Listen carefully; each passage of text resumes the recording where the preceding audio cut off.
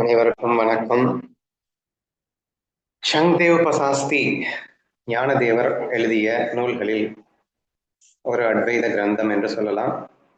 சங்கதேவருக்கு எழுதிய ஒரு சின்ன லெட்டர் வடிவமானது, மிகவும் குறைந்த ஸ்லோகங்கள் கொண்டதுதான்.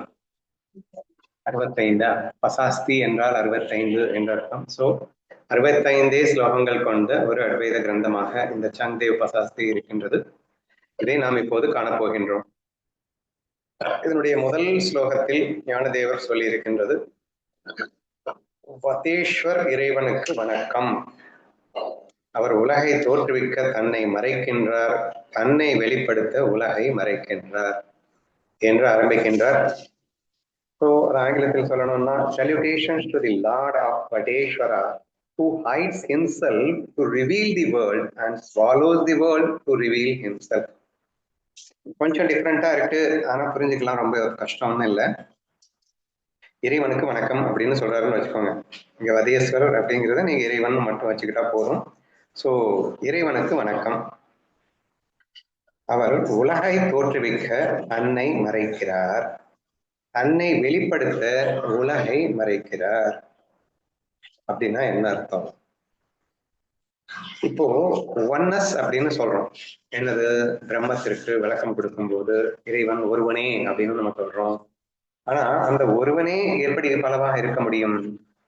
அந்த ஒருவன் மறைந்தால்தான் பலவாக இருக்க முடியும். அப்படின்னா என்ன அர்த்தம்? இப்ப மறைஞ்சிட்டா அப்படின்னா டோட்டலா மறைய முடியுமா? இருக்கிறதே அவன் மட்டும்தானே.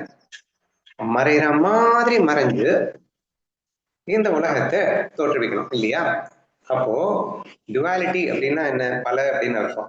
நிறைய விஷயங்களாக இப்போ ஒன்றே ஒன்றானது இந்த உலக தோற்றமாக பலவாக உருவாகணும் அப்படின்னு சொன்னா, அப்போ அது அந்த ஒன்றாக இருக்காமல் அதுவே பொய்யாக பலவாக மாற வேண்டும் அப்படிங்கிறது தான் நமக்கு தெரிஞ்ச ஒரு விஷயம். அப்ப இங்க என்ன சொல்லப்பட்டிருக்கு அப்படின்னா, சும்மா நாச்சுக்கும் தன்னை மறைக்கின்றார்னு தான் நீங்க எடுத்துக்கணும். சரியா? உலகை தோற்றுவிக்க தன்னை மறைக்கிறார் அப்படின்னு சொன்னா, அப்போ பிரம்மம் அல்லது இறைவன் காணாமல் போனால் தான் இந்த உலகம் தோன்றும் அப்படிங்கிறதுக்கு அர்த்தம் கிடையாது. பிரம்மம் சத்தியமாகவே இருந்து கொண்டிருந்தால் பொய் உலகம் தோணவே முடியாது. அப்ப அது மறைய வேண்டும். மறைய வேண்டும் அப்படின்னா பேக் சைட்ல அதிஷ்டானமாக இருக்க வேண்டும் அப்படின்னு அர்த்தம். ஸோ அது டோட்டலா மறைஞ்சிருச்சு அப்படின்னு அர்த்தம் கிடையாது. அது போக போக அடுத்தடுத்த ஸ்லோகங்கள்ல அவரே சொல்றதை நீங்க கவனிக்கலாம். அவர் உலகை தோற்றுவிக்க தன்னை மறைக்கிறார், தன்னை வெளிப்படுத்த உலகை மறைக்கிறார். இப்போ தன்னை வெளிப்படுத்த உலகை மறைக்கிறார்னா என்ன அர்த்தம்? தான் வெளிப்படும் போது உலகம் காணாமல் போகிறது. இப்ப இங்க உலகம் காணாமல் போகின்றது அப்படிங்கிறதும் உண்மை கிடையாது. இப்போ முதல்ல சொன்ன தன்னை மறைத்து விட்டால் தான் உலகம் தெரியும்னு சொல்லும் போது உண்மையிலேயே மறைகிறது கிடையாது, அது பேக்ரவுண்ட்ல அதிஷ்டானமா இருக்கு அப்படின்னு சொன்னேன். இப்ப தன்னை வெளிப்படுத்த உலகை மறைக்கிறார் அப்படின்னு சொன்ன உடனே அவர் வெளிப்படும் போது உலகம் காணாம போயிடும்னு அர்த்தம் கிடையாது. உலகம் இருக்கும், ஆனா நம்ம கண்களுக்கு இறைவன் மட்டும்தான் தெரியும். இறைவனே எல்லாமுமா இருப்பதாக நீ காண்பதால், இறைவனை நீ காண்பதால் உலகத்தை காணவில்லைன்னு அர்த்தம். ஆனா உலக தோற்றமாக இருப்பதே அந்த இறைவன் தான் நீ பார்த்துட்டதுனால உனக்கு அங்கே உலக தோற்றம் இல்லைன்னு அர்த்தம். இல்லைன்னா இல்லைன்னு இல்லை, பட் இருக்கு, ஆனா உன் கண்கள் அதை இறைவனாக பார்க்கிறது அப்படின்னு அர்த்தம். ஸோ இதை நம்ம ஏற்கனவே டிஸ்கஸ் பண்ணியிருக்கோம். சூப்பர் எக்ஸாம்பிள் நம்ம சித்திர பாடல்ல ஒண்ணு வந்திருக்கு. அது சொன்னா ரொம்ப ஈஸியா புரியும். மரத்தை மறைத்தது மாமத யானை, மரத்தில் மறைந்தது மாமத யானை அப்படின்னு நம்ம சித்திர பாட்டுல படிச்ச அதே விஷயத்த இங்க சாங்கதேவர் இந்த ஒரு ஸ்லோகத்துல வெளிப்படுத்தி இருக்கிறார். சாரி, ஞானதேவர் சாங்கதேவருக்காக வெளிப்படுத்தி இருக்கிறார் அப்படின்னு புரிஞ்சுக்கணும். சரி, என்ன சொன்னோம் அதுல? மறைத்தை மறைத்தது மாமத யானை அப்படின்னா என்ன? இறைவன் மறைந்தான் உலகத்தால் அப்படின்னு வருதா? ஏன்னா நான் முதல்ல அதை எக்ஸ்பிளைன் பண்ணிடுறேன். ஆக்சுவலா ஒரு மரம்னா என்ன? வுட்டு. ஸோ அந்த வுட்டை வச்சு ஒரு யானை சிலை மிக அழகாக பண்ணப்பட்டிருக்கிறது. அந்த யானை சிலை செய்த பிறகு நீ பாக்குற, அதை பார்த்த உடனே நீ வெறும் அந்த யானையை கண்டு ரசிக்க வேண்டும் என்றால் அந்த மரம்ங்கிற அந்த விஷயத்த நீ பேக்ரவுண்ட்ல வச்சுக்கிட்டு அந்த உருவத்தை நீ பார்க்கும்போது யானைன்னு பார்ப்ப. இல்லையா? சோ அப்போ இந்த மரத்தை மறைத்தது மாமலை யானை. அப்ப பார்த்த உடனே என்ன தெரியுது அப்படின்னா, உனக்கு யானை தோற்றம் தெரிகிறது. அந்த யானை தோற்றமாக இருப்பதே எதுன்னா மரம் தான். ஆனா வெறும் மரமா இருந்தது அப்படின்னு சொன்னா உனக்கு தோற்றம் தெரியாது. அப்ப தோற்றம் தெரியறதுக்காக மரம் மறைஞ்சிடுச்சான்னா மரம் மறையல. ஆனா மரம் பேக்ரவுண்ட்ல அதிஷ்டானமா இருக்கு. அதுவே ஒரு தோற்றமா யானையா வந்துச்சு. இப்ப புரிஞ்சிருச்சா? என்ன அழகா ஒரு எக்ஸ்பிளனேஷன் கொடுத்திருக்காரு.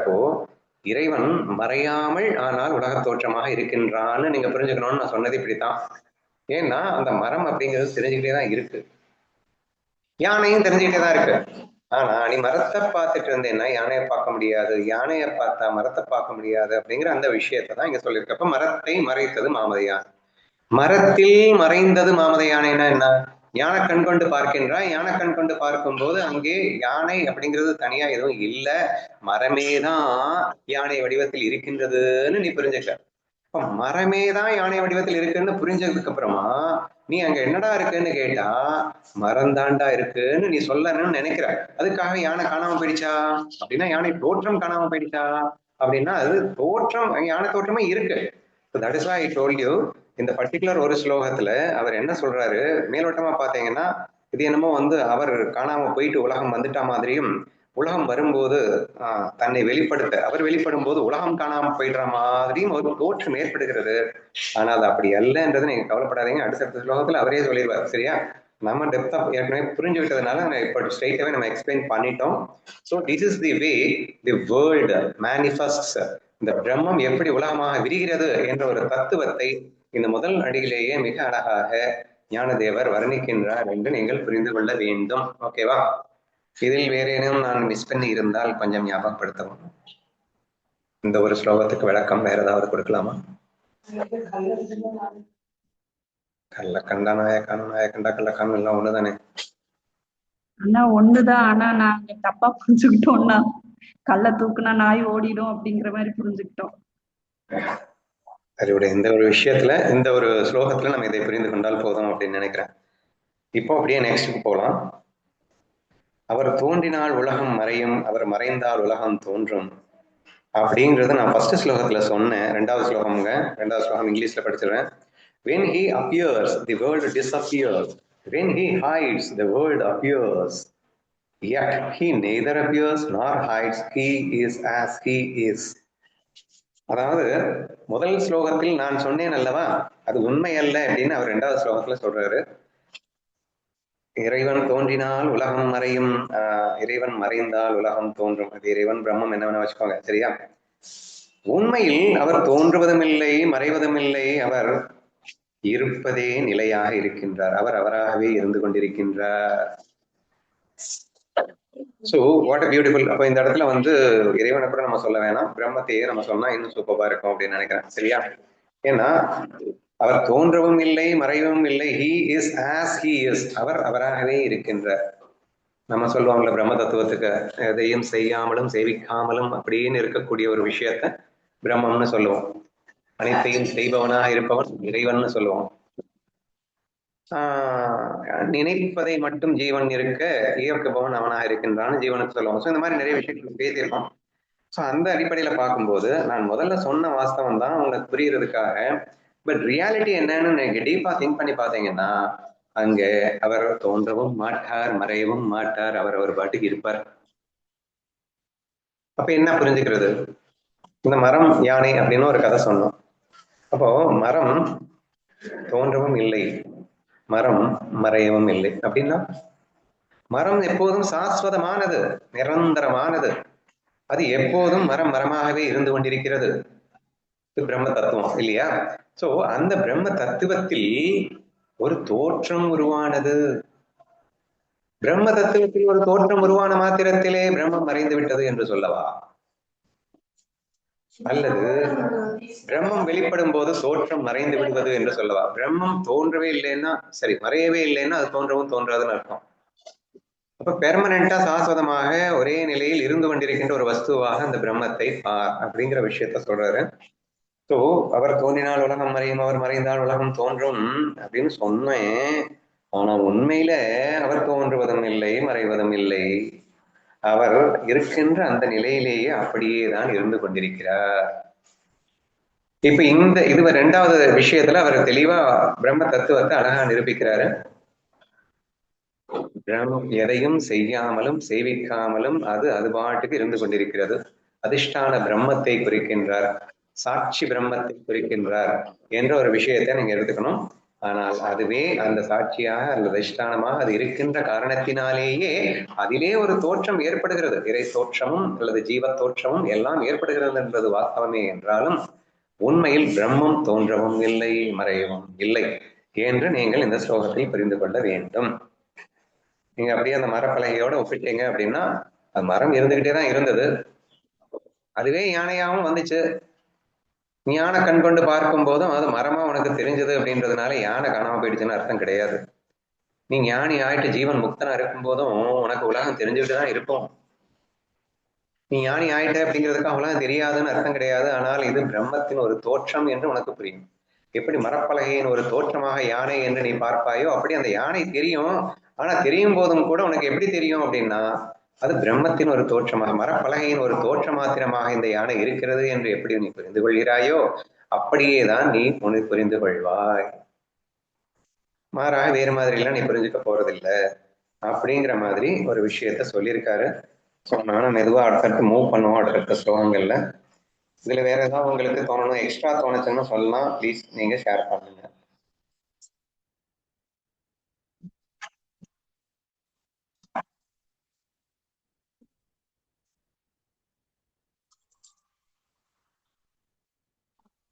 சரி, ஓகே. இப்ப நம்ம 3வது ஸ்லோகத்துக்கு போக போறோம். தூக்கம் எக்ஸாம்பிள் வச்சு அன்னைக்கு பண்ணீங்க. 2வதுக்கா?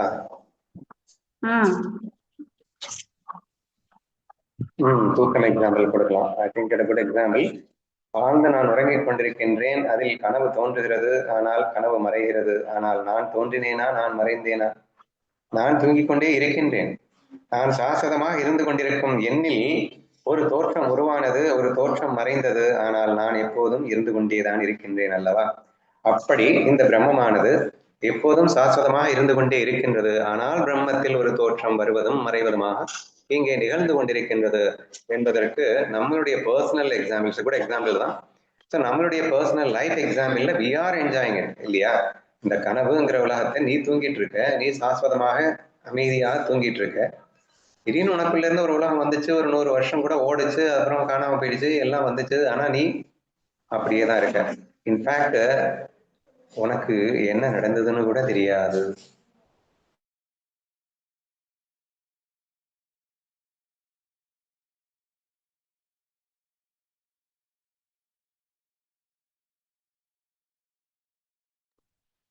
கேட்கலண்ணா. இல்ல దీని ననవులో చెప్పండా? கனவுல మనకు అలానే మన నడుస్తుంది నడుస్తుంది ననవులో ఏం ఎక్స్పీరియన్స్? தமிழ்ல பேசுங்கக்கா. அண்ணா கேட்கலண்ணா. கேட்கல.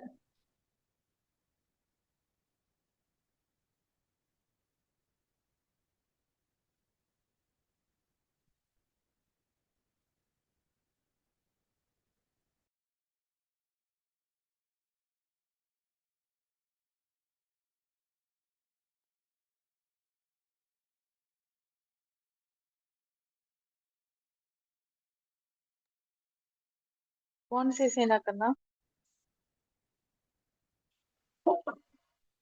ஸோ லைவ் எக்ஸாம்பிள் ஒன்று காட்டுங்க அப்படின்னு கேட்டீங்கன்னா, கனவு எக்ஸாம்பிள் ஓகே, நம்ம அதை ஓரளவு புரிஞ்சுக்க முடியுது.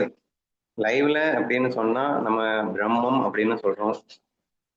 அந்த பிரம்மம் உலகை காணாத நிலையிலும் இருக்கும்னு சொல்றோம், அல்லது சாட்சியாக காணும் நிலையிலும் இருக்கும்னு சொல்றோம், அல்லது அதுவே ஜீவனாகவும் ஒரு ஆக்ஷன்ல இருக்கும்னு சொல்றோம்.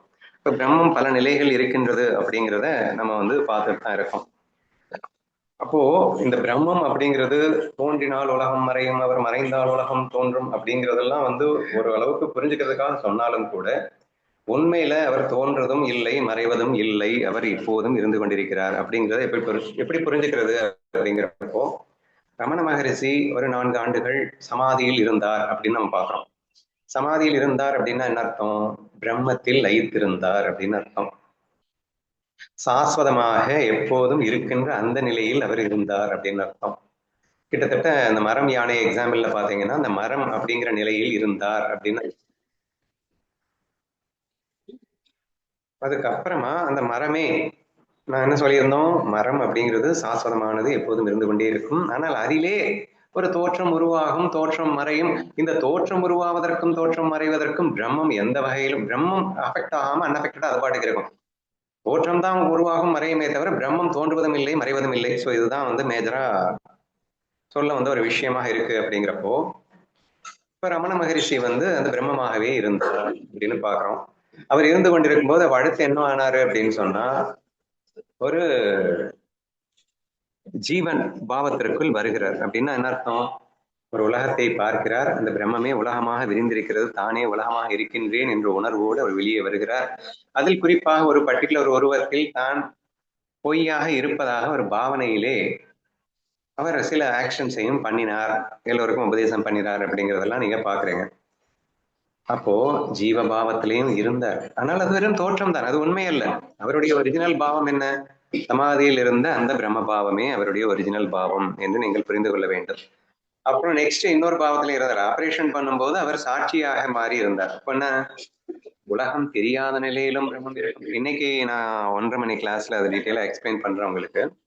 அப்போ அந்த சாட்சி நிலை ஆபரேஷன் நடந்துகிட்டு இருக்கு. ஆனா அவர் நான் உடல் அல்ல, என் மனம் அல்ல என்று தெளிவாக பிரம்மபாவத்துக்கு போயிடுறாரு. பிரம்மபாவத்துக்கு போயிட்டு உலகமே காணாத நிலையிலும் இருக்கலாம் சமாதி நிலை, அல்லது உலகத்தை கண்டாலும் தானுக்கும் அதற்கும் சம்பந்தமே இல்லை, தான் சாட்சி என்று நான் அதிஷ்டானமாக மாத்திரம் இருக்கின்றேன் என்று அதை சாட்சியாக காணும் நிலையிலும் இருக்க முடியும் என்று இதையும் சாதித்து காட்டியவர் நம்ம ரமண மகரிஷியா இருக்கின்றார். அப்போ இவர் வந்து உலகத்தை சாட்சியாக காணுகின்ற நிலை அப்படிங்கிறதும் ஒரு தோற்றம் தான், ஜீவனாக வளம் வந்து ஆக்ஷன் செய்கின்ற நிலையும் ஒரு தோற்றம் தான். இவைகள் எல்லாம் மறைந்து விட்டது, தோன்றியது மறைந்தது. ஆனால் அவருடைய பிரம்மஸ்திதி பிரம்மபாவம் இன்றும் என்றென்றும் அது இருந்து கொண்டே இருக்கின்றது. இதுதான் நம்முடைய ஒரிஜினல் நிலை என்று புரிய வைப்பதற்காக அதை சொல்லி இருப்பதாக நாம் புரிந்து கொள்வோம். ஓகேவா? We will go to the next one now. மூணாவது,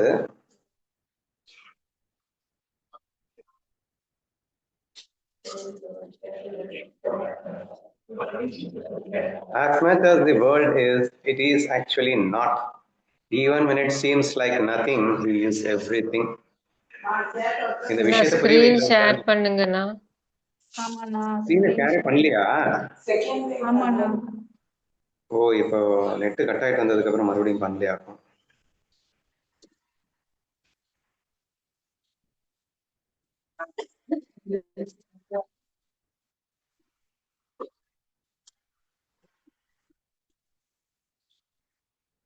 ஓகே, மூன்றாவது ஸ்லோகத்துக்கு நாம் இப்ப நகர்ந்து போய் கொண்டிருக்கின்றோம். உலகம் எவ்வளவு உண்மையாக தோன்றினாலும் அது உண்மை இல்லை, எதுவுமற்ற நிலையிலும் அவரே அனைத்துமாக இருக்கிறார் அப்படிங்கிற ஒரு விஷயம் வந்திருக்கு. இது எப்படி சொல்லுவாங்க அப்படின்னா, இங்க இந்த இங்கிலீஷ்ல அழகா இருக்கு பாருங்க. As much as the world is, it is actually not. Even when it seems like nothing, he is everything. இந்த தமிழ்ல அவ்வளவு அழகா வரல, கரெக்டா தான் இருக்கு. எதுவுமற்ற நிலையிலும் அவரே அனைத்துமாக, அனைமுமாக இருக்கு, அனைத்துமாக இருக்கிறார் அப்படின்னு சொல்ல வருகிறது. சரியா?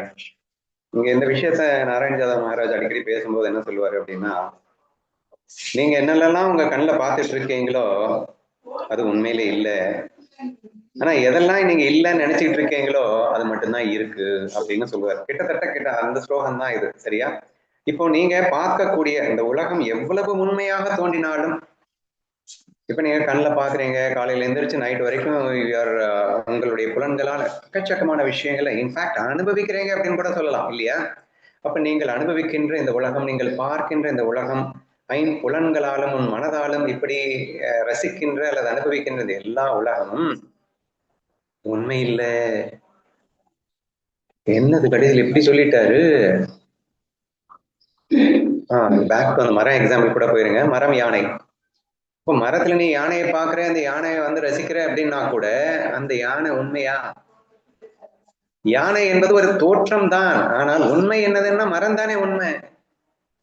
மரம் யானை தோற்றத்தில் இருந்தது, அந்த தோற்றம் மாறிக்கொண்டே இருக்கும். அந்த மரம் அட்லீஸ்ட் இந்த சிலையிலையாவது அந்த யானையை ஒரு தடவை ஒழிச்சோம்னா அந்த யானை அப்படியே இருக்கும்.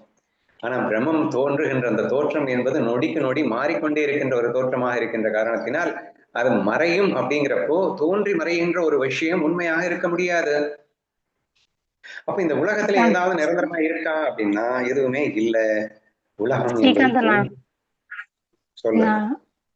டவுட் ஏதாச்சும் ரெக்கார்ட் சேர்த்தாந்தாரா?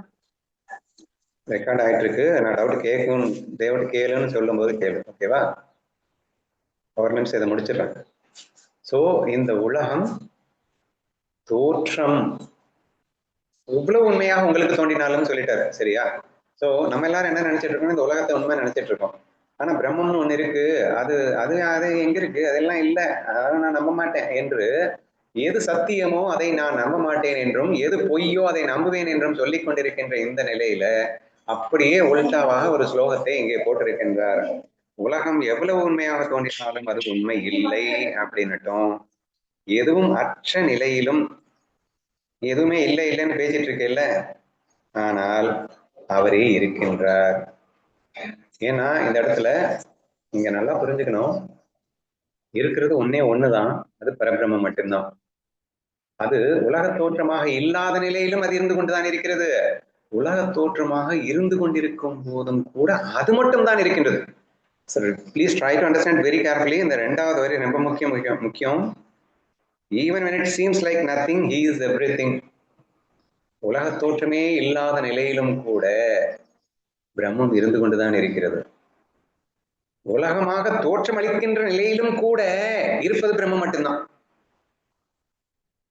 ஆனா இந்த உலகம் தோன்றி மறைந்து கொண்டிருக்கிறது, அதனால் இது உண்மையே இல்லை. ஆனால் உண்மையாக இருப்பது எப்போதும் சாஸ்வதமாக இருக்கும்.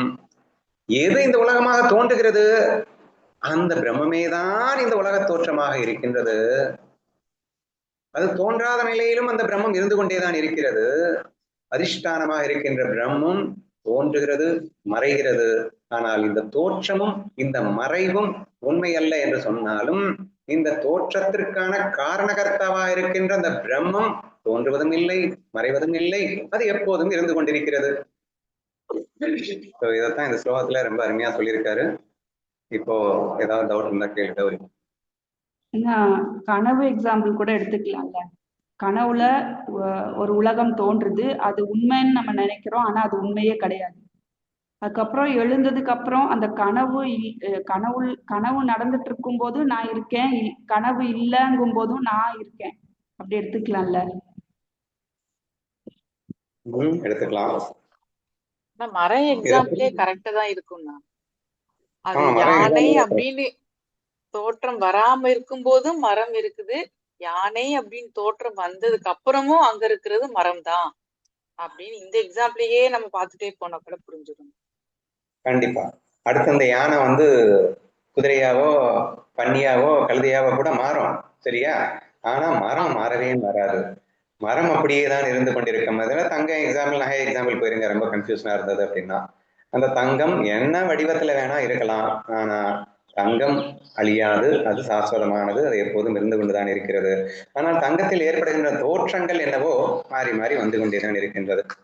சரி, இப்போ இந்த 3 ஸ்லோகங்களை நான் புரிந்து கொண்டதால் எனக்கு ஏற்படும் நன்மை என்னன்னு யாராவது சொல்லுங்க.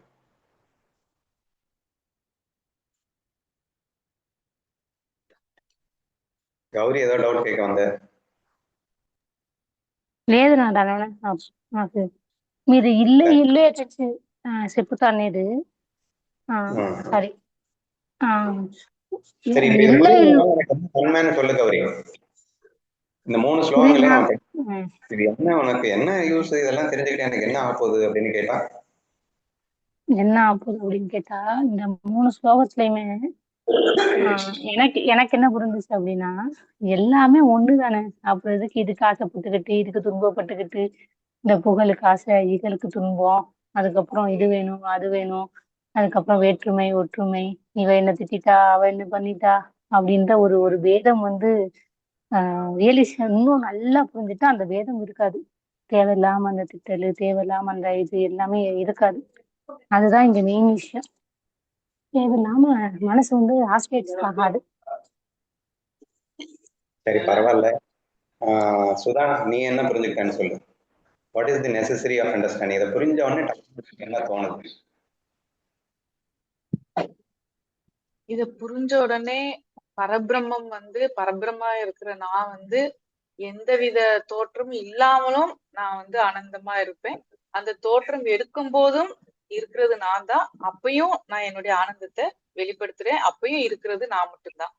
ஸோ இது நமக்கு நல்லா புரிய புரிய மனசு வந்து எப்பயுமே நமக்கு வந்து அமைதியா ஆனந்தமா, அந்த அமைதியே ஆனந்தம் சொல்லிடலாம். ஸோ அமைதியா ஆனந்தமா நம்ம எந்தவித சங்கல்பம் விகல்பம் அந்த மாதிரிலாம் இல்லாம மனசு அந்த மாதிரி இருக்கும். இது புரிய புரிய அப்படின்றோம். சரி, நான் என்ன சொல்றேன், எனக்கு என்ன தோணுதுன்னு சொல்லிடுறேன். இது புரிவதால் ஏற்படும் நன்மை வேற யாராவது சொல்றீங்களா? நம்ம வந்து பிரம்மஸ்வரூபமாவே இருக்கிறோம் இல்லையா? அப்ப நமக்குள்ளேயே நீங்க சொன்னீங்கல்ல, ஞான எண்ணங்கள் அஜ்ஞான எண்ணங்கள் ரெண்டுமே ஓடுது. அது மாயையில தன்னுடைய வேலைய வந்து நம்ம காட்டுது. அது காமிக்கும் போதும் அதுவும் பரம்பொருள் தான் அப்படி காமிக்குது. அது காமிக்காம நான் சும்மா அந்த எண்ணம் எழாம நான் சும்மா இருக்கும் போதும் பரம்பொருள் தான். இருப்பது ஒண்ணுதான் அப்படின்னு அந்த அந்த அந்த காட்டு ஸ்ட்ராங் ஆகும்னு தோணுச்சுன்னா, அப்புறம் புத்தர் சொல்லுவாங்க, இல்லை என்ற தில்லையிலே இல்லை என்பது ஒன்றுமே இல்லை, இல்லை இல்லை என்று ஒன்றும் இல்லை. ஆனால் ஒன்று உண்டு, உண்டு என்றால் உண்டு, இல்லை என்றால் இல்லை அப்படின்னு சொல்லுவார். இருக்கு இல்ல, அது நம்ம எண்ணத்துல இருக்கு. உண்டுன்னா உண்டு, எல்லாமாவே இருக்கு. இல்லைன்னா எல்லாமாவே இல்லை. அது நம்மளோட கெப்பாசிட்டி பொறுத்தது, எப்படி புரிஞ்சுக்கணும். சரி, எனக்கு என்ன புரிஞ்சதுன்னு சொல்லிடுறேன்.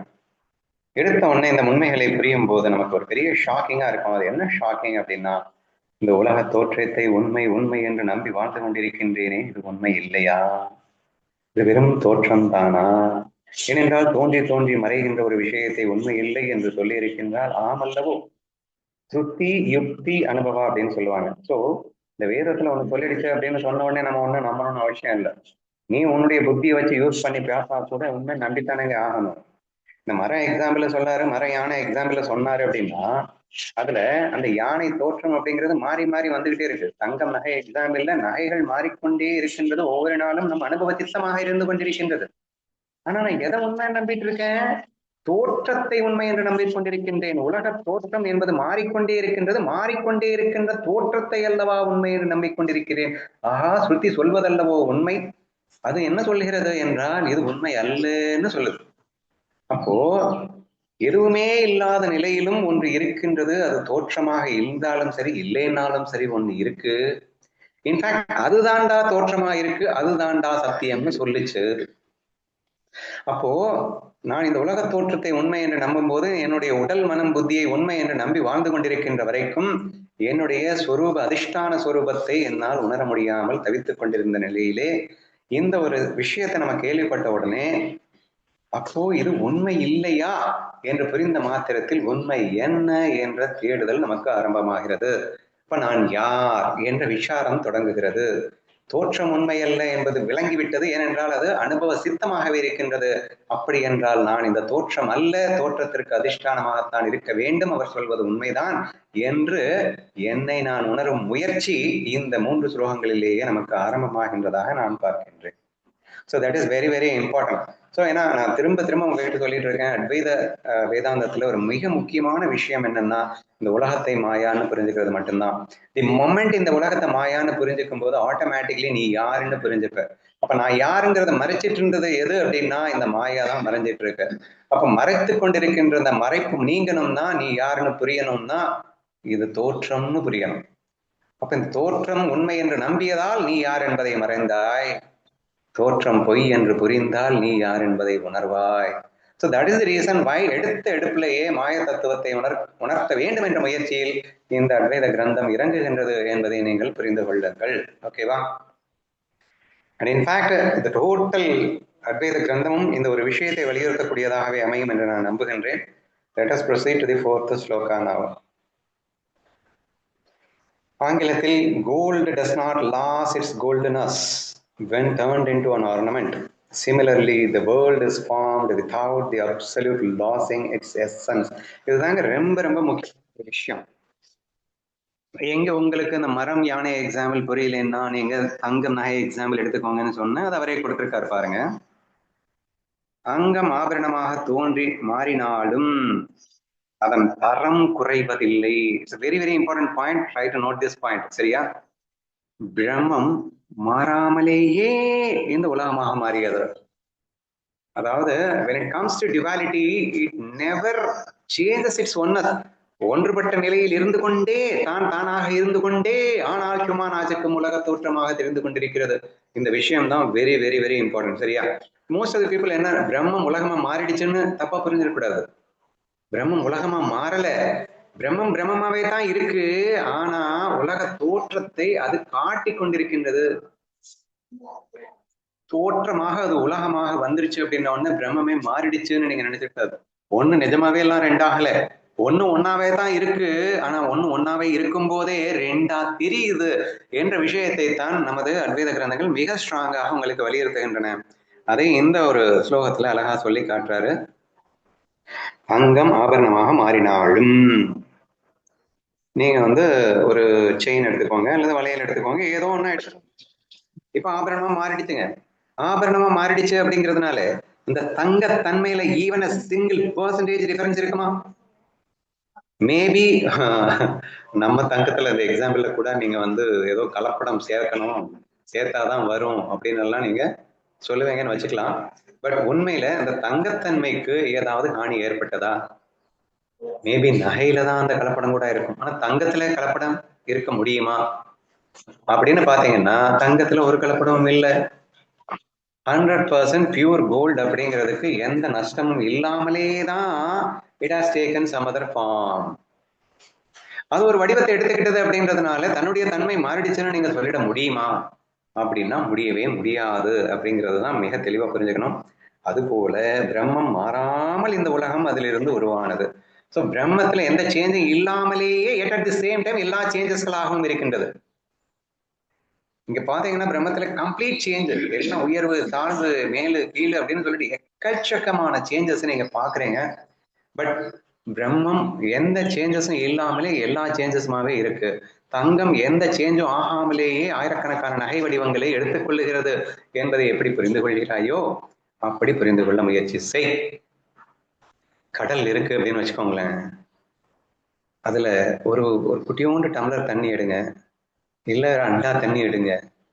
இந்த அண்டாக்குள்ள நிரப்பி வைங்க, டம்ளருக்குள்ள நிரப்பி வைங்க, எதுல வேணா நிரப்பி வைங்க. நீங்க டம்ளர்ல நிறைச்சு வச்சுட்டீங்கன்றதுனால அதனுடைய தன்மை மாறப்போகுதா? Nothing is going to change even if not taking numerable forms. அது டம்ளர் வடிவத்தை எடுத்தால் என்ன, அண்டா வடிவத்தை எடுத்தால் என்ன, அல்லது யானை வடிவத்தை எடுத்தால் என்ன. So doesn't matter at all, but that is going to be that. சரியா? இங்க டம்ளர் அப்படின்னு சொன்ன உடனே டம்ளர்னு ரெண்டாவது ஒண்ணு வந்துருச்சுன்னு நினைச்சிடக்கூடாது. டம்ளரும் தண்ணியாலேயே டம்ளர் உருவாக்கப்பட்டு தண்ணியே நிறைஞ்சிருக்கிற மாதிரின்னு நீங்க புரிஞ்சுக்கணும். அதனாலதான் அருமையான ஒரு பகவத்கீதையில ஸ்லோகம் சொல்லுவார், உங்க டம்ளர் வடிவத்தை எடுத்துக்கிச்சு அண்டா வடிவத்தை எடுத்துக்குன்னா அண்டான்னு தனியா ஒண்ணு புதுசா உருவாயிடுச்சுன்னு நினைச்சிருப்பீங்க. அதனால அந்த பகவத்கீதையில என்ன ஸ்லோகம்டா சொல்லுவாரு, நூலினால், அதாவது நூலினால் கோர்க்கப்பட்ட மணிகள், தங்க நூலினால் கோர்க்கப்பட்ட தங்க மணிகள் போல இந்த உலகம் என்னோடு இருக்கிறது அப்படிங்கிற மாதிரி சொல்லியிருப்பாரு. அப்படின்னா என்ன அர்த்தம்னா, அந்த டம்ளரும் தண்ணி தான், தண்ணியே அண்டாவா மாதிரி அந்த அண்டாக்குள்ள தண்ணி ரொம்பின மாதிரி நீங்க கற்பனை பண்ணணும். அது புரிஞ்சுக்கிறது கஷ்டம். அப்படிங்கிறதுனாலதான் செயினா மாறும்போது ஒரு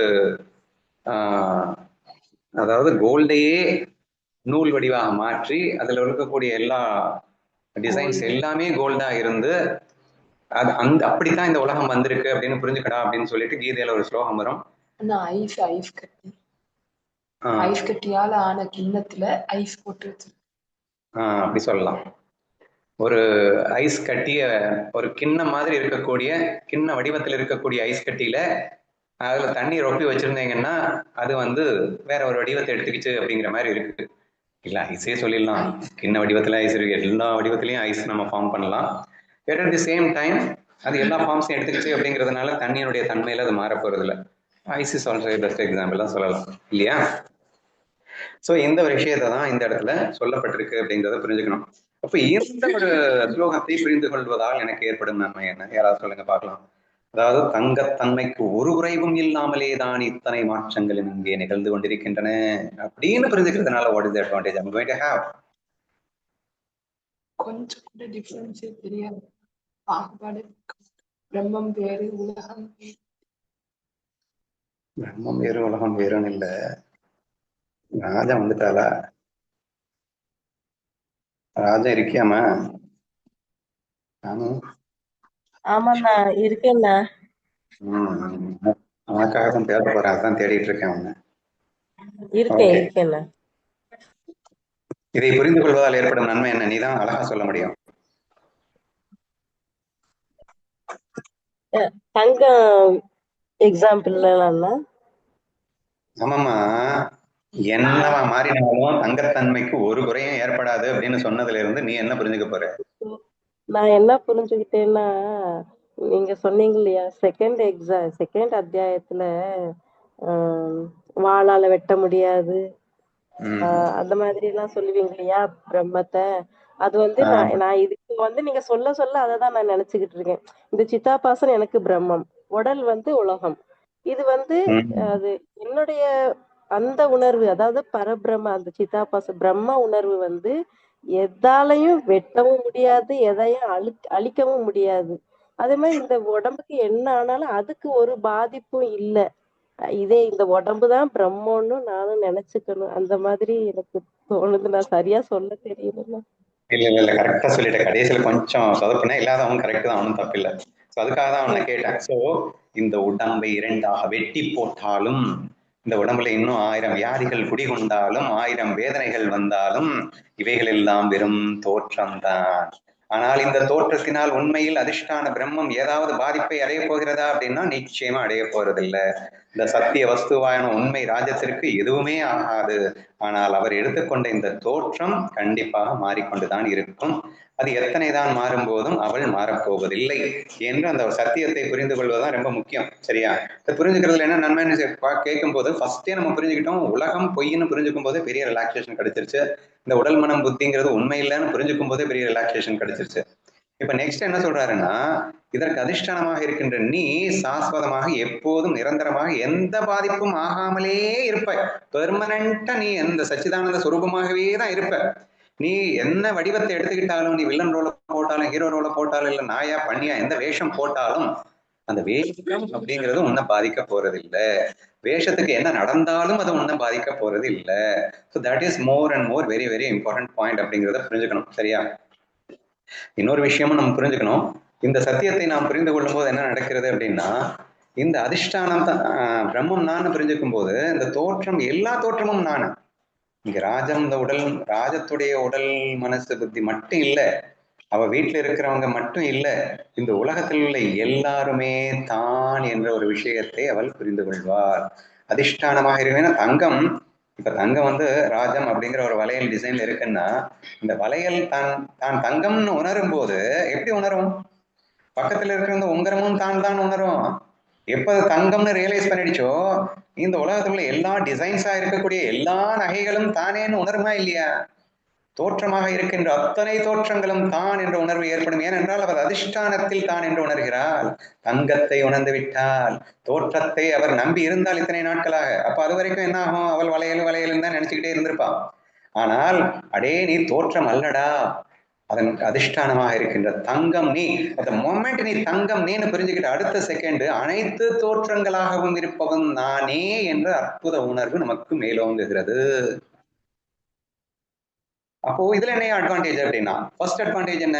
தோற்றத்தில் 1000 சேஞ்சஸ் நடந்தாலும் எனக்கு ஒரு சேஞ்சஸ் ஆகாது அப்படிங்கிறதுனால நம்ம சந்தோஷமா இருக்கு. அதாவது பாதிப்பு இல்லை அப்படிங்கிறத புரிஞ்சுக்கும் போது நான் கவலைப்படாம இருக்க முடியும் அப்படிங்கிறது ஒண்ணு. ரெண்டாவது என்னன்னா, ஒன்னஸ் ஃபீல் ஆட்டோமேட்டிக்கா டெவலப் ஆயிடுங்க. யாரையுமே தப்பா தோணாதுங்க, யாரையுமே தப்பா நினைக்க மாட்டோங்க. உதாரணத்துக்கு சொல்றேன், ராஜம் கோவிச்சுக்காத. ராஜம் தன்னுடைய மகள் ஒரு வயதானவர்களை கவனிக்க வேண்டிய ஒரு சூழல் ஏற்படும் போது அதில் மிகப்பெரிய ஆனந்தம் பட்டிருக்க வேண்டும். ஆனால் அவள் ஆனந்தப்படவில்லை. சரியா? அவள் ஆனந்தப்படவில்லை அப்படிங்கிறத இறைவன் உணர்த்தணும்னு கூட நினைச்சிருக்கலாம்.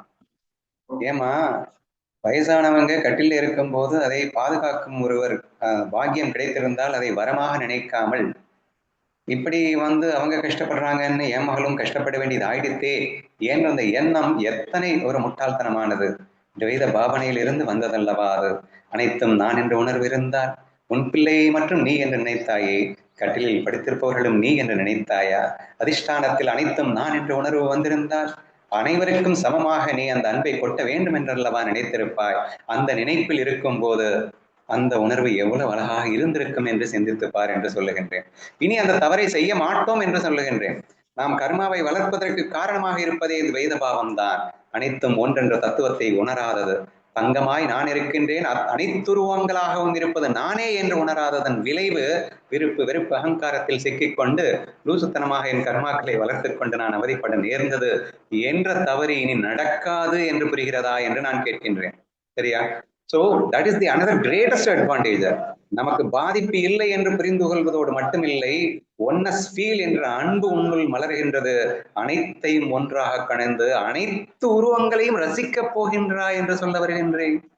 ஏனென்றால் எந்த உருவத்தில் அது வயதான தோற்றமோ அல்லது எப்படிப்பட்ட தோற்றமாக, ஏன் வில்லன் அல்லது மோசமானவன் கொடியவன், எல்லா தோற்றமும் அது வெறும் தோற்றம். ஆனால் அதற்கு அதிஷ்டானமாக நானே தங்கம் தான் அல்லவா. நானே தான் எல்லா தோற்றமுமாக இருக்கின்றேன் என்று உணரும் போது வில்லனை கூட ரசிப்ப. அங்க எல்லாரையுமே யாரையுமே வெறுக்கணும்னு தோணாது. ஏன்னா மாயேன்னு புரிஞ்சிருச்சு.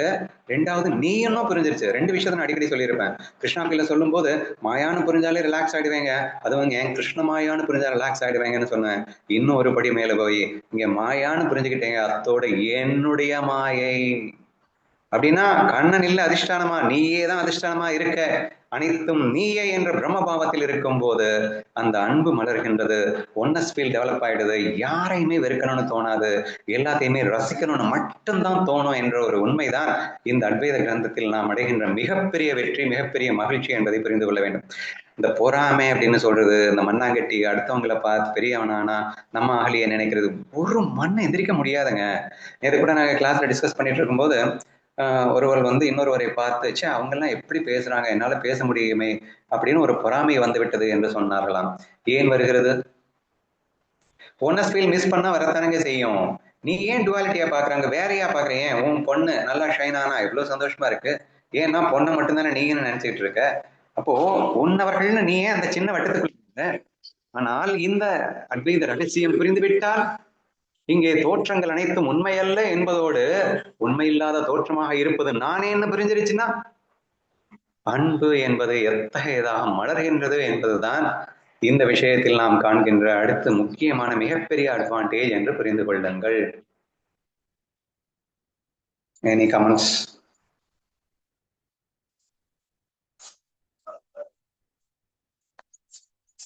கண்டிப்பா ஓகேண்ணா.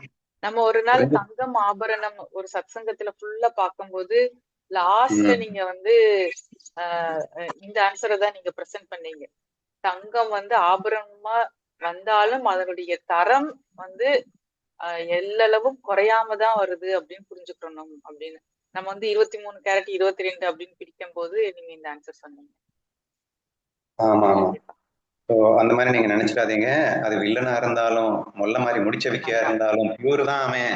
சோ அவன் பியூர், எல்லாருமே இங்க பியூர் தான் அப்படிங்கிற அந்த விஷயம் வரும்போது நமக்கு அன்பு அற்புதமாக மலர்கிறது என்று புரிந்து கொள்ள வேண்டும். ஓகேவா? ஓகேண்ணா. ராஜம் புரியுதுல்ல? புரிஞ்சிருச்சுன்னு சொல்லுமா, நான் சந்தோஷப்படுவேன்ல. புரிஞ்சிருச்சுண்ணா. நல்லா அப்படி சொல்லு. புரியுதுண்ணா. நல்லா இன்றிலிருந்து அன்பில் சிறகடித்து பறக்கின்றாய் நீ. அதனால் உன் வேதனை தெரிவதோடு மட்டுமல்ல, அந்த அன்பில் சிறகடிப்பும் அந்த சிறகு அனைவரும் மகிழ்ச்சியும் உனது மகிழ்ச்சியாக மாறும். இங்கே எல்லாமே நான் என்ற அந்த ஃபீலே வேற லெவல் உனக்கு ஒரு, ஏன்னா இந்த உடம்புல சிக்கிட்டு இருக்கிற வரைக்கும் அந்த ஒரு ஃபீல் அப்படிங்கிறது கிடையாது. பிரம்மபாவம் அப்படிங்கிறது உனக்கு கிடைக்கவே கிடைக்காது. நீ பிரம்மபாவத்துக்குள்ள போயிட்ட அப்படின்னா இந்த உடம்புல என்ன நடந்தாலும் அதை பத்தி கவலையே நம்ம படமாட்டோம் அப்படிங்கிறத புரிஞ்சுக்கோ. ஓகே, நெக்ஸ்ட் ஸ்லோகத்துக்கு போகலாம். 5வது, water is not hidden by its own ripples. Similarly, the absolute அப்படின்னா பிரம்மம் is not hidden by the world, for the world is his own path. Same அதே விஷயத்தை அழகா இன்னொரு எக்ஸாம்பிள்ல புரிய வைக்கிறார் பாருங்க. நீரின் அலைகள் நீரை மறைப்பதில்லை. அவங்க அவன் குமிழ்கள்னு சொன்னான், ரிப்பிள்ஸ்னாலும் அலைகள் தானோ, பபிள்ஸ்னா தான் குமிழ்களோ, சரி ஓகே. நீரின் அலைகள் நீரை மறைப்பதில்லை. அதுபோல இந்த உலகம் இறைவனின் வடிவமே என்பதால் அது அவரை மறைக்க முடியாது. ஃபர்ஸ்ட் ஸ்லோகம் தான் இது அகெயின், சரியா? சோ மரமே யானையாக தோற்றமளித்துக் கொண்டிருக்கிறது என்பதால் மரம் காணாமல் போய்விட்டதுன்னு நினைச்சிடாதே, அது காணாம போகாது. இன்ஃபேக்ட் அது இருக்கிறதுனாலதான் அதுவே இங்கே யானையா வந்திருக்கு. சோ தேர்ஃபோர் எத்தனை தோற்றங்கள் இங்கே தோன்றினாலும் இந்த தோற்றத்தால் தோற்றத்திற்கு அதிஷ்டானமாக இருக்கின்ற, தோற்றத்திற்கு காரண வஸ்துவாக இருக்கின்ற பிரம்மத்தை இது எதுவும் செய்துவிட முடியாது.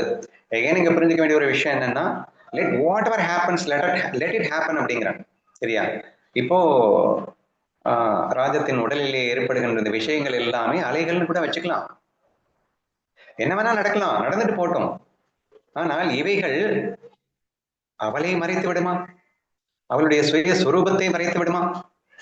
ரமண மகரிஷி எக்ஸாம்பிள்ல பாத்தீங்கன்னா, அவர் 4 ஆண்டுகள் அந்த சமாதியில இருக்கும்போது அவருடைய தொடை பகுதிகள் எல்லாமே ஏதோ பூச்சிகள் புழுக்கள் அரித்து மொத்தமே சாப்பிட்டுட்டு இருக்கு, சரியா? ஆனா அவருக்கு ஏன் ஒண்ணுமே தெரியல. பிரம்ம பாவத்தில் இருக்கின்ற அவனுக்கு வெறும் தோற்ற மாத்திரமாக இருக்கின்ற இந்த உடல் மனதிலே ஏற்படுகின்ற விஷயங்கள் எதங்க பாதிக்க முடியும்? ஆக்சுவலி இது இல்லவே இல்லைங்க. இன்னொரு விஷயத்தை நம்ம அடிக்கடி பேசிட்டு இருக்கோம். இந்த உடலோ மனசோ இங்கே தேடுகின்ற காண்கின்ற தோற்றங்களோ உண்மையில் இல்லவே இல்லை. உண்மையில் இல்லை, வெறும் தோற்றமாகத்தான் இருக்கிறது. நம்ம தோற்றமாக இருக்கிறதுன்னு சொல்றது கூட பெரிய டேஞ்சர்ப்பா அப்படின்னு நம்ம வேதிரி கன்வை மெத்தட்ல டிஸ்கஸ் பண்ணினோம். ஏன்னா தோற்றமா இருக்குன்னா கூட இருக்குன்னு நினைச்சு தொலைஞ்சிடுறாங்க. அது இல்லவே இல்லாத ஒரு விஷயத்தை தாண்டா தோற்றமா இருக்குன்னு நாங்க சொல்றோம். ஏன்னா பாக்குறதுக்கு தெரியுது இல்ல அப்படிங்கிற காரணத்துக்காக நம்ம தோற்றம்னு ஒரு வார்த்தை யூஸ் பண்றமே தவிர, ஆனா உண்மையில பார்த்தா, நிதர்சனமா பார்த்தா ஒண்ணுமே இல்லைங்கிறது தானே உண்மை. அப்ப இந்த உடம்பும் மனசும் இல்லவே இல்லை என்பது தானே உண்மை. வெறும் எண்ணத்தினால் உருவான வெறும் ஒரு கற்பனையில பெரிய உலகத்தை உருவாக்குறீங்க, அங்க என்னமோ பண்ணிட்டு இருக்கீங்க அப்படின்றதுனால என்ன நிஜமாவே நீங்க உலகத்தை உருவாக்கிட்டீங்களாக்கும். அது ஒரு பெரிய எக்ஸ்பீரியன்ஸ் எல்லாம் கொடுத்துச்சு அப்படிங்கிறதுக்காக அதெல்லாம் உண்மையாக்கும். எப்படி கனவும் கற்பனையிலும் எத்தனையோ விஷயங்கள் தோன்றினாலும் அது எப்படி வெறும் தோற்றம் மாத்திரமே தவிர உண்மை அல்லவோ, அல்லது காணல் நீர் உங்களுக்கு தோன்றினாலும் அதை தாகத்தை தீர்த்து கொள்ள உதவாதோ, அப்படி இந்த உலகத்தை நீ வெறும் தோற்றமாக பார். அப்படி வெறும் தோற்றமாக பார்க்கும்போது இல்லவே இல்லைன்னு பார்த்துருவேன். இல்லவே இல்லைன்னு பார்த்ததுக்கு அப்புறம் இல்லாதது ஒண்ணு இருக்குன்ற ஒன்றை அஃபெக்ட் பண்ணுவாங்க. அப்போ இந்த உடல் மனம் என்ற ஒரு விஷயம் இல்லவே இல்லை. அப்போ அதில் ஏற்படுகின்ற வலி மட்டும் உண்மையா இருந்துடுமா? உடம்பே இல்லைன்னா உடம்பு வலியும் உண்மையாயிடுமா? என்னையா யோசிக்கிற நீ? அப்போ உடம்பு இல்லை, உடம்பு வலியும் இல்லை, எதுவுமே இல்லை. அப்ப இல்லாத ஒண்ணு இருக்கின்ற பிரம்ம வஸ்துவை பாதிப்பை ஏற்படுத்த முடியுமா? இன்ஃபேக்ட் பிரம்ம வஸ்துவே தான் சும்மா நாச்சுக்கும் இருப்பது போன்று தோற்றமளித்துக் கொண்டிருக்கின்றது. அப்படி இருக்கும்போது இந்த தோற்றம் அதை பாதித்து விடும் என்பது எத்தனை கொடியது முட்டாள்தனம் என்று புரிந்து கொள்ளுங்கள். அன்பார்ச்சுனேட்லி இன்னைக்கு வேர்ல்டு அப்படித்தான் இருக்கு. அது வேற விஷயம். இன்னைக்கு எல்லாருமே பிரம்மன் தான், ஆனா எல்லாரும் அழுதுட்டு இருக்கானுங்க. என்னடா அப்படின்னா நிஜமாவே அழுகுறேன் அப்படின்னு சொல்லிட்டு இருக்கானுங்க. அதனால நீங்க கன்ஃபியூஸ் ஆகக்கூடாது. ஏன்னா பிரமாணம் வேதம் எல்லாம் என்ன சொல்லுகின்றது? சத்தியத்தை சொல்லுகின்றது. அதை யுக்தியோடும் நீயும் புரிந்து கொண்டு விட்டாய். நீ அனுபவிக்கும் அனுபவம் எத்தனை அனுபவமாக இருந்தாலும் அது பிரம்ம அனுபவமே என்று புரிந்து கொண்ட பிறகும் நீ முட்டாள்தனமா அனுபவிச்சாலும் அது பிரம்ம அனுபவம் தான் என்று நீங்கள் புரிந்து கொள்ள முயற்சிக்க வேண்டும், சரியா? Let us not go into the ignorant, அறியாமை. ஆனா அது ஏன் எனக்கு தெரியல இப்ப தெரிய வைக்கிறதுக்காக தானே இந்த படிச்சுக்கிட்டு இருக்கோம். ஸோ தேர்ஃபோர் இந்த தோற்றத்தால் எனக்கு எந்த பாதிப்பும் ஏற்படாது. ஒட்டுமொத்த உலக தோற்றம் என்னை எல்லளவும் பாதிக்காது. லைக் அச்சமலை பாடல் வரிகள்ல வர மாதிரி வாட் எவர் ஹேப்பன்ஸ் அது என்னை பாதிக்காது. ஏனென்றால் அது ஒரு தோற்றத்தில் நிகழ்கின்ற நிகழ்வுகள் தான். உச்சி மீது வானிடந்து விழுகின்ற போதிலும் வேற்படைகள் பல வந்து எதிர்த்து நின்ற போதிலும், நண்பனே நாச்சை கொணர்ந்து ஊற்றுகின்ற போதிலும், துட்சமென்று என்னை நன்மை தூறு செய்த போதிலும், let whatever happens let it happen அப்படிங்கிறேன் நான். என்ன வேணா நடக்கட்டும் அப்படிங்கிறேன். ஆனா அது ஒன்னு 1% கூட டச் பண்ணாதுப்பா. இதை புரிஞ்சுக்க மாட்டியா? இதுதான் இந்த ஸ்லோகத்தின் நோக்கம். நெக்ஸ்ட், அதுக்குள்ள 1 மணி நேரம் ஓடி போயிடுச்சு. 1.5 மணி நேரம் பார்க்கலாமா இன்னைக்கு?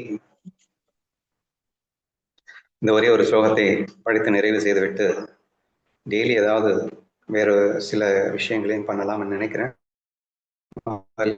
முடிப்போம்.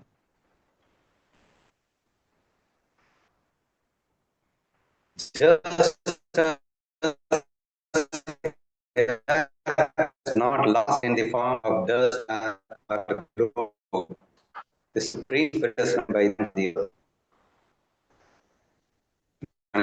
தமிழ் மண் துகள்களாகவே அல்லது உலகமாகவோ மாறினாலும் தன் தன்மையை இல்லாதது. அதுபோல மண் துகள்களாகவோ அல்லது உலகமாகவோ மாறினாலும் தன் தன்மையை இழக்காது. அதுபோல பிரபஞ்ச விரிவால் ஆத்மா மறைந்து போகாது. Same thing but different example. சரியா? ஸோ நீ அந்த முதல்ல இந்த மாதிரி 2வது அத்தியாயத்துல ஆத்மா நினைக்க முடியாதது, அறிவாளால் வெட்ட முடியாதது, அது என்றைக்கும் என்னென்றைக்கும் பாதிக்காததுன்னு சொல்லக்கூடிய அந்த ஒரே விஷயத்தை தான் வெவ்வேறு எக்ஸாம்பிள்ல அவர் வந்து நிரூபிச்சிருப்பாரு அப்படின்றத நீங்க புரிஞ்சுக்கோங்க. நீங்க எக்ஸாம்பிள் பாருங்க, மண்ணு. சரியா?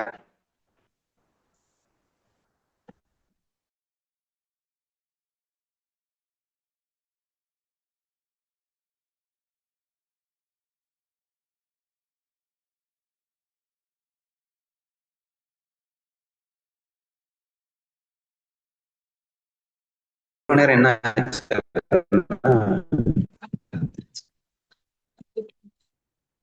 ரெக்கார்ட் ஆகலையா? ரெக்கார்ட் ஆகிட்டு தான் இருக்கு. திருப்பி வந்ததுனால ரெக்கார்டிங் கொஞ்சம் பக்கத்துல. சரி, ஓகே ஓகே. என்ன சொல்லிட்டு இருந்தேன்? சோலார் சிஸ்டம் சொல்லிட்டு இருந்தீங்க. 9 கோள்கள்ல ஒரு கோள் எர்த்துனா என்ன அப்படின்னு.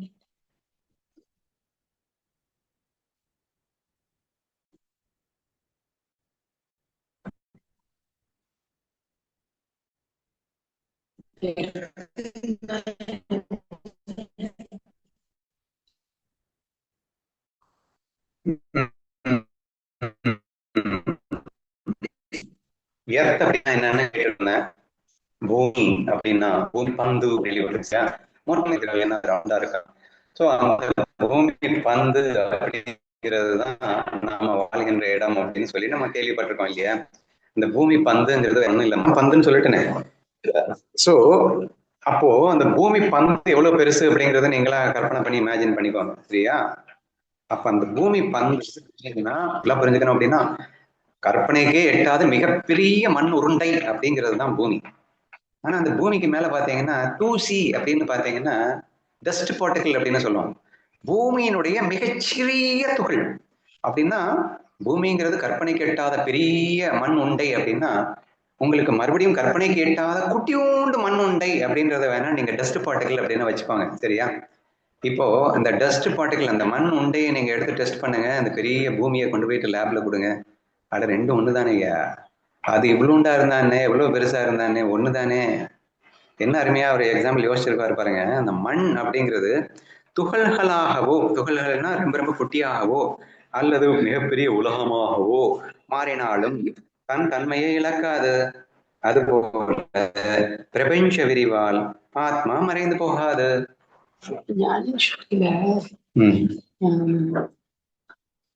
பனிக்கட்டிகள் ஒன்று சேர்ந்து இமப்பருவதம் ஆவது போலும் அப்படின்னு அதே மாதிரிதானே இது. எடுத்துக்கலாம். பனிக்கட்டிகள் ஒன்று சேர்ந்து இமப்பருவதம் ஆவது போலே அப்படின்னு ஒரு எக்ஸாம்பிள் கொடுத்திருப்பாரு. ஸோ சிமிலர்லி அது ஒரே அப்படின்னாலும் சரி, அது இமய பர்வதம் அப்படிங்கிறதுக்கும் கிடையாது. So therefore it is not going to change anyway. இங்க நம்ம அந்த பிரம்மமாக இருக்கின்றது மாறப்போகுதுங்க. ஆக்சுவலா பார்த்தா இந்த குட்டியொன்றும் இல்லவே இல்லதான், பெருசும் இல்லவே இல்லதான். ஏன்னா அது உண்மையில இல்லை. அது உண்மையா இருக்கிறதும் எப்பவும் மாறவே மாறாது. அப்போ பொய் தோற்றத்தில் தான் இந்த இத்தனை மாற்றங்கள் வருகின்றன. பொய்யாக தோற்றத்தில் மாறிக்கொண்டிருக்கின்ற மாற்றங்கள் எப்படிங்க உண்மையை டச் பண்ண முடியும்? உண்மைக்கு எந்த பாதிப்பும் எப்போதும் வர முடியாது என்பதுதான் நிதர்சனமான ஒரு உண்மை என்று நீங்கள் புரிந்து கொள்ள வேண்டும். அதைத்தான் மீண்டும் மீண்டும் வலியுறுத்துகிறார். இதெல்லாம் நீங்க கேட்கும் போது உங்களுக்கு என்ன புரியணும் அப்படின்னா, இந்த உடல், இந்த மனசு, இந்த உலகங்கள், இவைகள் எல்லாம் நீங்கள் இத்தனை நாட்களாக உண்மை உண்மை என்று நம்பிக்கொண்டிருந்தோம் அல்லவா, அது உண்மையில் இல்லவே இல்லை என்று ஆணித்தரமாக புரிய வேண்டும். That is the only reason why it has been repeatedly insisted.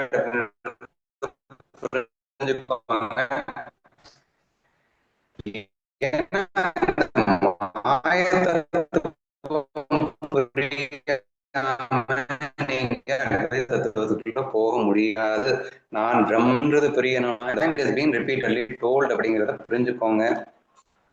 So இந்த 6 ஸ்லோகங்கள் இன்றைக்கு போதும். ஃபைனலி எசன்ஸா இன் கன்க்ளூஷனா நான் சொல்லணும் அப்படின்னு சொன்னா, எடுத்த உடனே அவர் வந்து சொல்றது, அதாவது இறைவனுக்கு வணக்கம், தன்னை வெளிப்படுத்த உலகை மறைக்கிறார் அப்படிங்கிற மாதிரி ஒரு விஷயம் இருக்கு. அப்படின்னா என்ன அர்த்தம்? வெறும் தோற்ற மாத்திரமாக நீ பார்க்கும் போது நீ பிரம்மத்தை பார்க்க முடியாது, தோற்றத்தை உண்மை என்று பார்க்கும்போது பிரம்மத்தை பார்க்க முடியாது என்றும், ஆனால் பிரம்மத்தை பார்த்து விட்டால் இந்த தோற்றம் அப்படிங்கிறது உனக்கு காணாமலே போய்விடும் அப்படிங்கிற மாதிரி சொல்றாரு.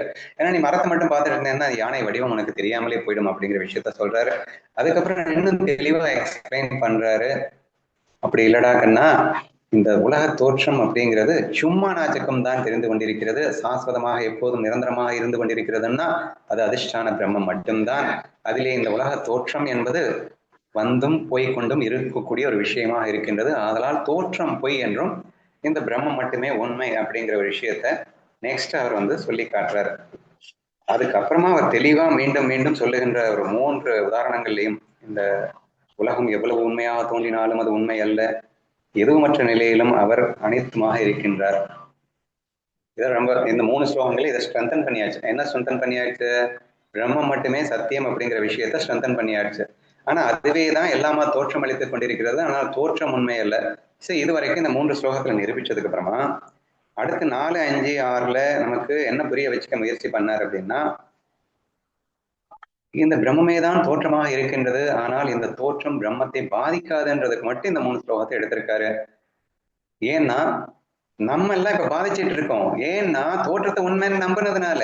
ஆனா பிரம்மம் பாதிக்கவே முடியாது. ஏன்னா அதுதான் இங்கே வெறும் தோற்றமாக இருக்கின்றது. தோற்றம் என்பது உண்மையில் இல்லவே இல்லை. அப்போ உண்மையில் இல்லவே இல்லை என்ற இந்த சத்தியத்தை புரிந்து கொண்ட மொமெண்ட்ல நீ பிரம்ம பாவத்திற்கு போயிடுவ, நீ பிரம்மத்துல இருப்ப. அப்பதான் உனக்கு எந்த பாதிப்பும் இல்லாமல் இருக்கும் என்பதை புரிய வைப்பதற்காக இந்த 3 விஷயங்கள் சொல்லியிருக்கார். நீரின் அலைகள் நீரை மறைப்பதில்லை, இந்த உலகம் இறைவனின் வடிவமே என்பதால் அது அவரை மறைக்க முடியாது. அதே மாதிரி மண் துகள்களாகவோ அல்லது உலகமாகவோ மாறினாலும் தன் தன்மையை அது இழக்காது. அதுபோல பிரபஞ்ச விரிவால் ஆத்மா மறைந்து போகாது. ஸோ ஆத்மா நினைக்க முடியாது, வெட்ட முடியாது, எதுவுமே ஆத்மாவுக்கு நிகழாது. Even though it has been appears to be a many forms, இந்த அப்பியரன்ஸ் அதை எதுவும் தொட்டுவிட முடியாது என்ற இந்த விஷயத்தை புரிந்து கொள்ளும் போது அப்பியரன்ஸுக்குள் சிக்கிக் கொள்ளாமல் அப்பியரன்ஸுக்கு அதிஷ்டானமாக இருக்கக்கூடிய வஸ்துவை